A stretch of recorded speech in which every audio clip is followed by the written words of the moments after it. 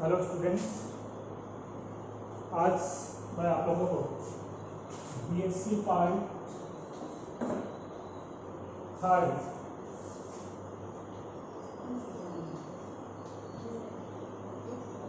जो मैं आप लोगों को प्रैक्टिकल का जो आप लोगों को मैंने बताया था, उसमें आज मैं आप लोगों को टेक्सोनोमी का जो फ्लावर का डिस्क्रिप्शन है वो कैसे हम करेंगे, यानी जो सेमी टेक्निकल लैंग्वेज हम यूज़ में लेते हैं उस सेमी टेक्निकल लैंग्वेज के द्वारा किसी भी फ्लावर को हम किस प्रकार से डिस्क्राइब करते हैं।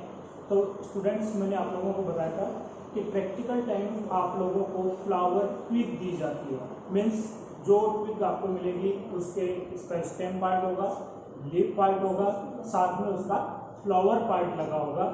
तो उनके कैरेक्टर्स हमें लिखने हैं, उनको हमें डिस्क्राइब करना है, उनका फ्लोरल फार्मूला लिखना है उस फ्लावर का और उसका फ्लोरल डायग्राम बनाना है। अब इसको हम किस प्रकार से इस पार्ट को हम करते हैं, तो स्टूडेंट्स आप देखिए कि इनमें जो फ्लावर पार्ट है उस फ्लावर पार्ट के अंदर किसी भी फ्लावर के स्ट्रक्चर यदि हम देखते हैं तो स्ट्रक्चर के अंदर क्या क्या चीज़ें उसके अंदर प्रेजेंट होती हैं। तो जो फ्लावर पार्ट है उस फ्लावर पार्ट में आप देखिए इस प्रकार की संरचना, यदि हम किसी फ्लावर का पैलेस काटते हैं तो उस प्रकार की स्ट्रक्चर जो है वो हमें उनके अंदर फ्लावर में नजर आते हैं। ये पार्ट हो गया। इसके साथ में यहाँ पर आपने देखा होगा leaf like structure part present होते हैं और ये इसका फ्लावर का पेडिसल पार्ट प्रेजेंट होता है। इस जगह पर आपको इसका स्टेमन पार्ट नजर आता है। ये यहाँ पर आप देखेंगे इसका ओवरी पार्ट। ये चीजें फ्लावर के अंदर हमें नजर आती हैं। तो स्टूडेंट्स, पहली बात तो ये कि हम फ्लावर किसको कहते हैं, फ्लावर है क्या, फ्लावर जो पार्ट है वो क्या चीज है। फ्लावर जो पार्ट है ये modified shoot part. Modified shoot हम इसको इसलिए कहते हैं, ये हम जानते हैं कि किसी भी शूट पार्ट के अंदर नोड और इंटरनोड्स प्रेजेंट होती हैं।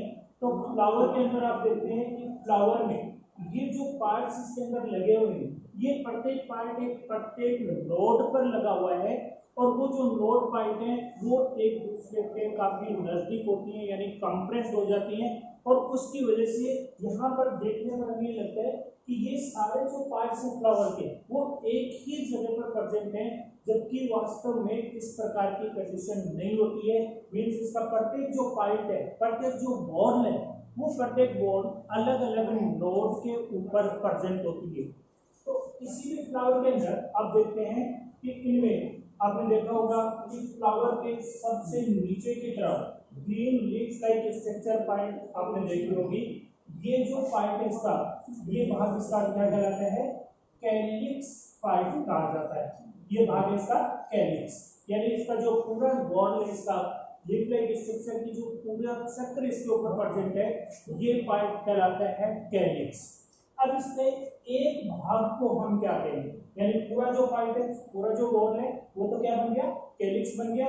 और इसका एक जो पार्ट है, एक जो लीफ लाइक स्ट्रक्चर है, ये पार्ट इसका कहलाता है, इसको हम बोलेंगे सेपल।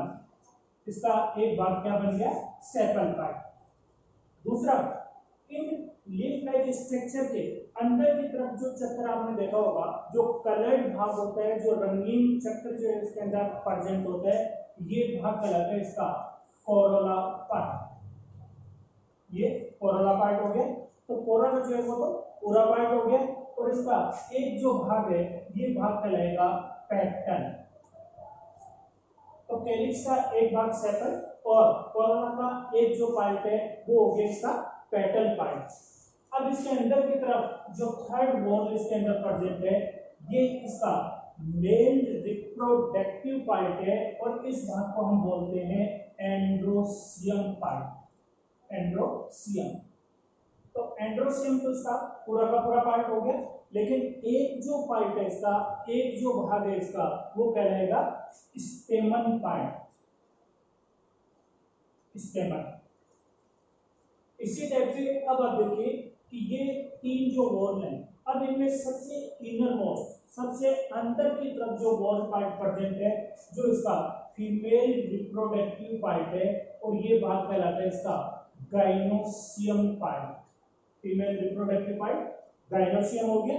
तो जिस प्रकार से कैलिक्स का एक भाग सेकल हो गया, कोरोला का एक पार्ट पेटल हो गया, एंड्रोसियम का एक पार्ट स्टेमन हो गया, उसी प्रकार से गाइनोसियम जो पार्ट है, उस गाइनोसियम का एक जो पार्ट है वो कहलाएगा कार्पल, कार्पल पार्ट। अब चार जो वॉल है फ्लावर के अंदर, इन चार वॉल के अंदर बाहर की जो दो वॉल है कैलिक्स और कोरोला पार्ट, ये दोनों जो वॉल पार्ट हैं, ये दोनों वॉल पार्ट इसके अंदर कैसी हैं, इसके एक्सेसरी वॉल है। मीन्स अगर ये फ्लावर में प्रेजेंट नहीं है तब भी फ्लावर जो है वो रिप्रोडक्शन में पार्टिसिपेट कर सकता है। मीन्स ये दोनों वॉल इसकी सहायक हैं, एक्सेसरी के रूप में काम कर रही हैं। तो इन जनरल जो कोरोला पार्ट है, ये स्टूडेंट्स आपने देखा होगा कलर्ड भाग होता है जो पॉलिनेशन के अंदर इंसेक्ट्स को या बर्ड्स को अपनी ओर अट्रैक्ट करने का काम करता है। दूसरा, ये एंड्रोसियम और गाइनोसियम, ये जो दो वॉल इसके अंदर प्रेजेंट है, ये दोनों वॉल क्या है, नेसेसरी हैं। मीन्स अगर ये प्रेजेंट होंगी तभी कोई फ्लावर जो है वो रिप्रोडक्शन के अंदर पार्टिसिपेट करेगा। तो एंड्रोसियम और गाइनोसियम ये दोनों वॉल है नेसेसरी प्रकार की। कैलिक्स और कोरोला ये दोनों जो पार्ट है, ये दोनों पार्ट कैसे हो गए इसके अंदर, एक्सेसरी प्रकार के।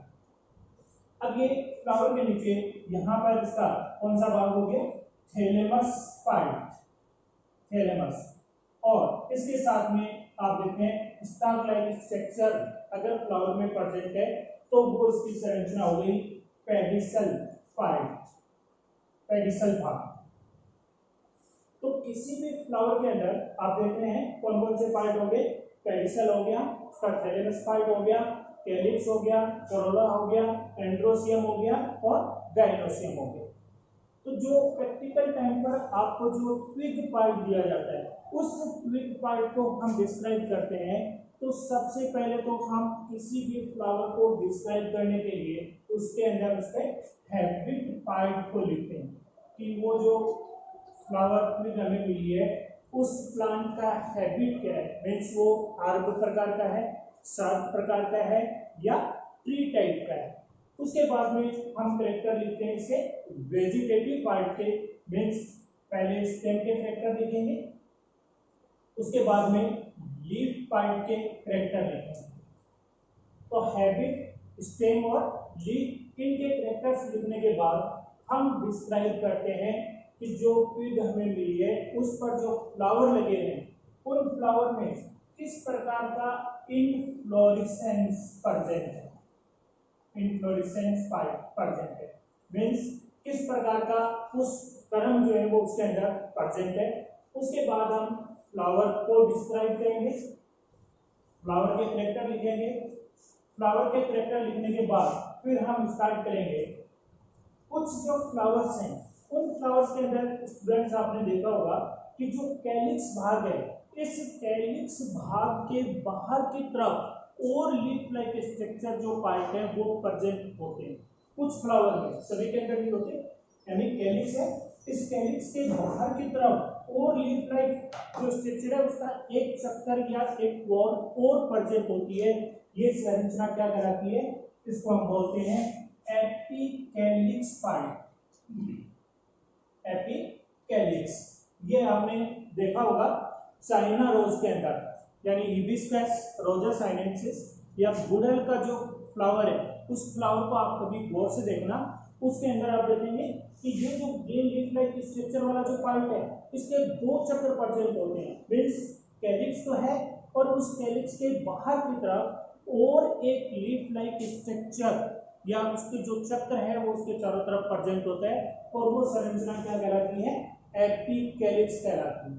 तो फ्लावर के कैरेक्टर्स लिखने के बाद में अगर उसमें एपिकैलिक्स प्रेजेंट है तो हम एपिकैलिक्स के बारे में बताएंगे कि उसमें कितने पार्ट एपिकैलिक्स के उसके अंदर प्रेजेंट है। फिर हम कैरेक्टर लिखेंगे कैलिक्स पार्ट के, कैलिक्स के बाद में कैरेक्टर लिखेंगे हम कोरोला पार्ट के, कोरोला पार्ट के बाद में कैरेक्टर लिखेंगे हम एंड्रोसियम के, और एंड्रोसियम के बाद में कैरेक्टर लिखते हैं हम गाइनोसियम पाइप के।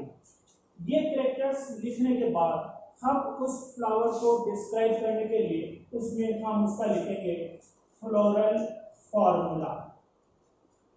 तो स्टूडेंट्स, आप लोगों ने पिछली क्लासेस के अंदर भी आपने पढ़ा है। तो फ्लोरल फार्मूला हम लिखेंगे और फ्लोरल फार्मूला लिखने के बाद में हम इसका फ्लोरल डायग्राम बनाएंगे। तो एक तो स्टूडेंट्स आप हमेशा ध्यान रखिए कि जो डिस्क्रिप्शन हम कर रहे हैं, किसी भी फ्लावर को जब हम डिस्क्राइब कर रहे हैं, तो डिस्क्राइब करते समय ये चीजें आप खास करके ध्यान में रखेंगे कि जो चीजें आप यहाँ पर इन चीजों के बारे में लिख रहे हैं, कैलिक्स, करोला, एंडोसियम और गाइनोसियम, वो चीजें आपके फ्लोरल फार्मूला से भी मैच करनी चाहिए। मीन्स अगर मान लीजिए आपने यहाँ पर सेपल आपने लिखा, सेपल का नंबर 5 है, 5 सेपल्स प्रेजेंट है, लेकिन फ्लोरल फार्मूला में आप उसको 6 दिखा रहे हैं, तो ये दोनों पार्ट क्या हो गए, गलत हो गए। या तो आपका फ्लोरल फार्मूला गलत है या फिर आपने जो डिस्क्राइब किया है वो पार्ट गलत है। ये तीसरा, जो फ्लोरल डायग्राम हम बना रहे हैं, तो फ्लोरल फार्मूला, फ्लोरल डायग्राम और जो डिस्क्रिप्शन हम दे रहे हैं, इन तीनों की लैंग्वेज, तीनों की जो भाषा है वो एक समान होनी चाहिए। मीन्स जो चीजें हम इस पार्ट के अंदर बता रहे हैं वही चीजें हम फ्लोरल फार्मूला में बता रहे हैं, वही चीजें हम फ्लोरल डायग्राम में भी दिखा रहे हैं। अगर इनमें आप अलग अलग कर रहे हैं, इट मीन्स उनमें से कोई ना कोई चीज आपने गलत की है। या तो आपने डिस्क्रिप्शन गलत लिखा है, या फिर आपने फ्लोरल फार्मूला गलत लिखा है, या फिर आपने फ्लोरल डायग्राम गलत बनाया है। तो इन तीनों पार्ट के अंदर एक जैसी समानता जो है वो इनके अंदर होनी चाहिए। मीन्स जो चीजें हम यहाँ बता रहे हैं वही पार्ट जो है वो इनके अंदर प्रेजेंट है। तो स्टूडेंट्स, एग्जाम के अंदर, प्रैक्टिकल एग्जाम के अंदर मैंने आपको कुछ फ्लावर्स बताए थे, जैसे एपोसाइनेसी फैमिली के 3 फ्लावर मैंने आपको बताए थे, एस्क्लेपिडेसी फैमिली का फ्लावर मैंने आपको बताया था, लेगेटी फैमिली का फ्लावर मैंने आपको बताया था। तो जो भी फ्लावर्स हैं, तो जब भी जैसे ही ये कोरोना काल खत्म होगा, हमारी क्लासेस स्टार्ट होंगी, तो आपको प्रैक्टिकली यहाँ पर लैब के अंदर फ्लावर को डिस्क्राइब करके मैं आपको बताऊंगा, आप लोगों से भी वो फ्लावर पार्ट में करवाऊंगा, जिससे आप लोगों को ये कंसेप्ट क्लियर होंगे कि क्या वास्तव में ये जो चीजें हम देख रहे हैं या जो चीजें हमारी किताबों में, बुक्स में लिखी हुई हैं, क्या वो फ्लावर के अंदर प्रेजेंट होती भी हैं या नहीं होती हैं। तो प्रैक्टिकली हम इन चीजों को करके हम लैब के अंदर देखेंगे। जब भी ये पीरियड खत्म हो जाएगा, कोरोना काल खत्म हो जाएगा, तो मैं उम्मीद करता हूँ स्टूडेंट्स ये जो प्रॉब्लम है वो जल्दी ही सॉल्व हो जाएगी और आप लोगों से जल्दी ही मुलाकात होगी लैब के अंदर, जहां पर अपन इन चीजों को करेंगे। नेक्स्ट जो पार्ट इसके अंदर, अब इनमें स्टेम के क्या क्या कैरेक्टर्स होते हैं, लीफ के क्या कैरेक्टर होंगे, कैलिक्स के क्या होंगे, करोला के क्या होंगे, एंड्रोसियम के क्या होंगे, गाइनोसियम के क्या होंगे। तो जो टेक्निकल वर्ड्स हम काम में लेते हैं, उन टेक्निकल वर्ड्स का अर्थ क्या है, उनका मीनिंग क्या है। मीन्स हम बहुत बड़ी बात को एक छोटे से शब्द के अंदर हम उसको डिस्क्राइब कर देते हैं, तो वो टेक्निकल वर्ड्स कौन कौन से हम काम में लेते हैं और उन चीजों का अर्थ क्या है, वो मैं 1 बाय 1 करके आपको नेक्स्ट वीडियो के अंदर आप लोगों को एक्सप्लेन करूंगा। Thank you.